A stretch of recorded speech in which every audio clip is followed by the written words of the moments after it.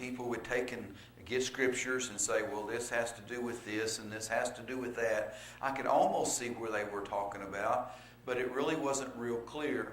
And so about 2 years after I started pastoring Biblical Apostolic Church and we begun the church, I thought, it's time that I need to get real serious because somebody's going to start asking me questions one of these days, and I'm not going to know how to answer them because Revelation looks so confusing to me, and prophecy all looks so confusing to me, and especially after years and years of being in it, and it seemed like every year it was something new, it was something different, it changed, and like I made mention before, Hitler was supposed to have been the Antichrist in World War II, and Mussolini, and then Henry Kissinger was going to be the Antichrist, and Ronald Reagan was going to be the Antichrist, and just to make matters even more confusing, it was always changing. And I thought, well, how come it's not more persistent? If it's sent to us as a warning, why does it seem to be warning us very well?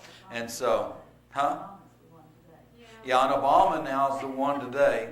And they're real sure about that because he's the abomination of desolations. O-B-O. They've changed the spelling of it a little bit, but they're absolutely certain that he is. And just change it. Whatever happens to be the current and most news event, that's what it was. And here about 10 years ago, Brother Jerry decided it's time to get serious and find out where we stand in prophecy. And I got a hold of one man that I felt real confident that could steer me in the right direction. And I thought, but if he doesn't steer me in the right direction, the second one I'm going to get hold of is the one that the UPC holds up so high, Ivan Baxter. And I'd preached some of his stuff before and didn't really quite understand it, but it almost fit. And but whenever Brother Smith got through with me, and he told me, he said, here, read Matthew 24 fulfilled. That's all he had to do. And he told me that when we was talking, he said, Brother Jerry, it's all been fulfilled. And when he said that, all of a sudden, like a light bulb come on, all of a sudden my whole Bible began to make more sense. And I had to relearn it from cover to cover. And 10 years later, I'm finding out that I'm still finding more and more that here we, about a couple of months ago at Christmas time, I gave Brother Price and Brother Moon another book and I got me a copy of it. And it's called Beyond Creation Science. And it took everything back to the book of Genesis all the way through the end of Revelation and just tied the entire book completely together. And it was absolutely awesome.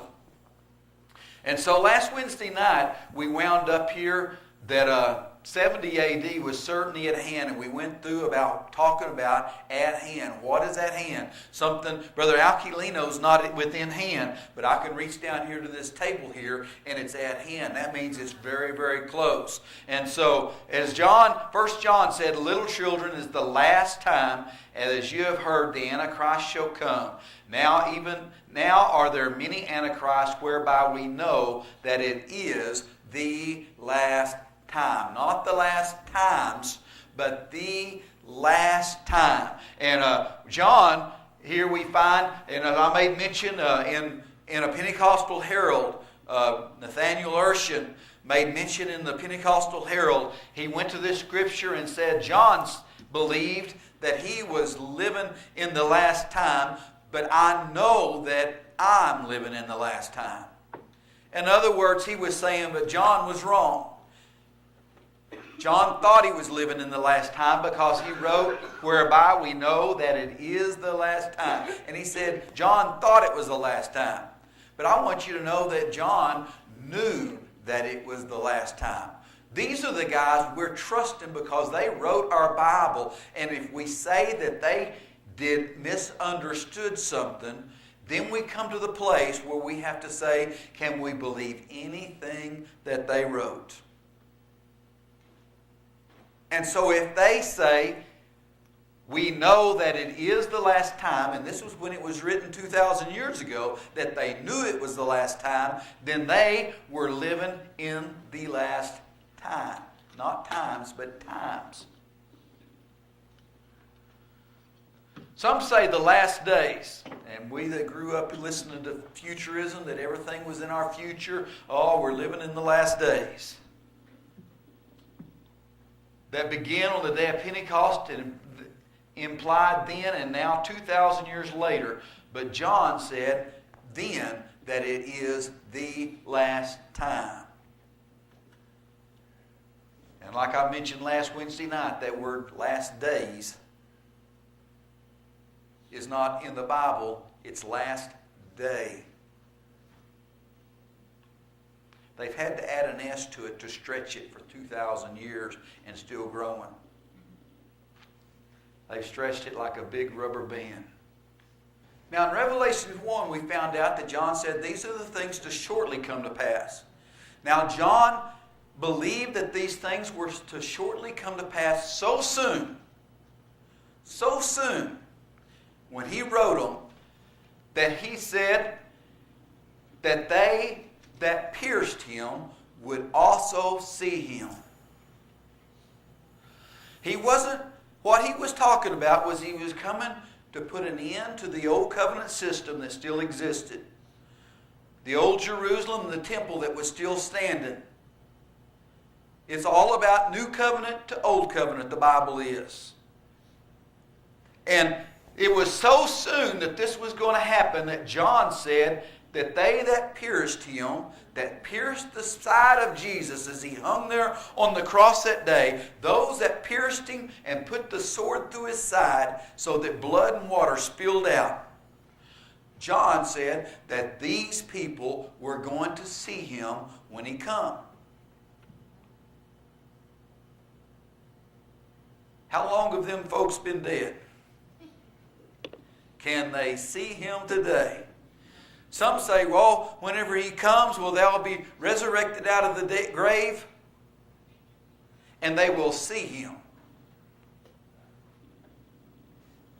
But I want you to know that the old preacher in Proverbs said that the dead don't hear, they don't see, they don't know anything, and they are quickly forgotten. So John says whenever Revelations takes place, and they also which pierced him will see it. That was 2,000 years ago.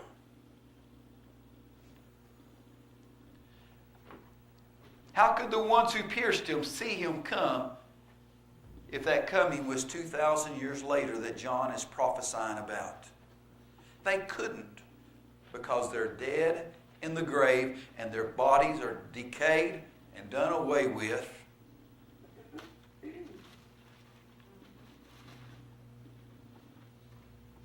Some say, but the signs of Matthew 24 are occurring today. And we have all, as kids growing up and young people, have shook in our boots. Brother and Sister Moon had a pastor one time that made the statement, he said, God has told me that I will not die until the rapture will take place before I die. And you know what? That pastor's dead in the grave. Did the rapture take place? Nah. He went on to see to glory. But many say the signs of Matthew 24 are occurring today, and they'll take the newspapers, begin to read the newspapers, and begin to show you about all the things that are taking place. But Jesus said they would occur in the days of the disciples who heard him speak about them. And remember, to understand the Bible correctly, first of all, we've got to put ourselves in the place of them that heard it spoken to them. How did they understand it? If I'm talking to you, you're going to understand that I'm talking to you. And they understood that they were being talked to whenever they were spoke to. And then it was recorded so that we could go back and get the overflow off of this. These things occurred usually often before 70 AD.